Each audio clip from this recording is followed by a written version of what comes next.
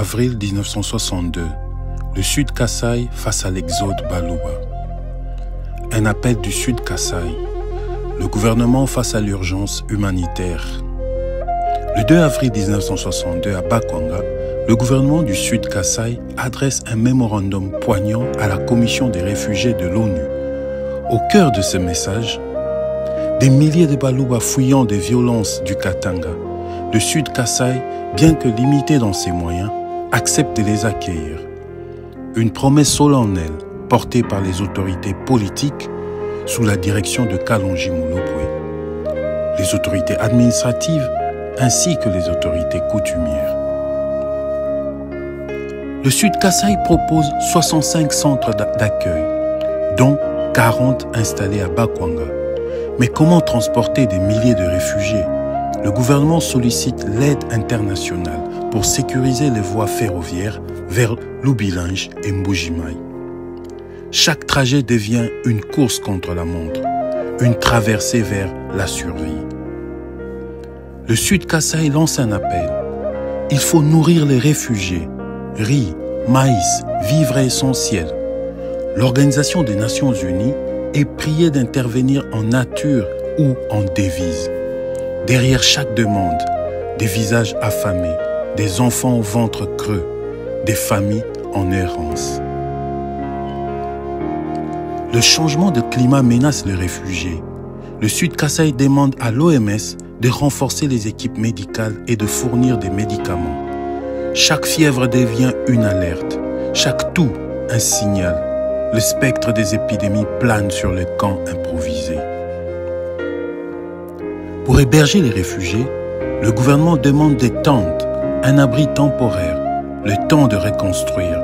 Chaque toile dressée devient un symbole de dignité. Le Sud Kasaï ne promet pas le confort, mais il offre la sécurité. Le mémorandum est signé par 6 ministres. M. Mobila, M. Ngoï, M. Ngandu, M. Ungu, M. Bachile, M. Ukokoi, et ensemble, ils fixent la date d'évacuation à la première quinzaine du mois de mai 1962.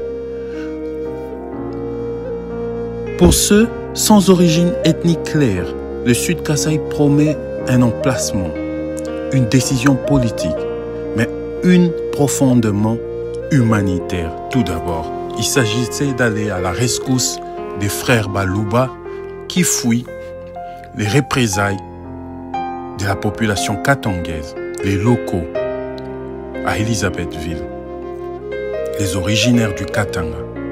Il s'agissait d'aller à la rescousse des hommes et femmes fuyant la terreur, fuyant l'intolérance, alors que nous sommes tous fils du Congo. Ceci nous renvoie l'image de nous-mêmes comme devant une glace par rapport à ce qui se passe aujourd'hui en RDC, où certains tentent de manipuler cette fibre tribale pour nous ramener dans ces années sombres où on se regardait, on s'est jugé par rapport à nos appartenances tribales, où on a vu les Luluwa lever leurs mains contre les Baluba, où on a vu les Katangais lever leurs mains contre les Baluba, ou encore aujourd'hui, à l'ouest de la RDC, en plein capitale de la RDC à Kinshasa, dans la commune de Maluku, on voit les Téké et les Yaka s'entretuer. Plus de 5000 morts déjà en 4 ans, sous l'œil presque indifférent du gouvernement congolais. Ces vieux démons qui ont agité notre beau pays à l'aube de notre indépendance refont surface, peut-être suite à la combinaison des mêmes éléments qui ont provoqué cette première crise tribale, la crise politique, la crise de légitimité, les errances, les gens n'ont plus d'espoir, la crise économique. La multiplication de toutes ces crises fait que le peuple part dans cette phase qu'on appelle en philosophie politique de othering. L'autre devient le problème. J'ai faim parce que le Moulouba prend mon travail.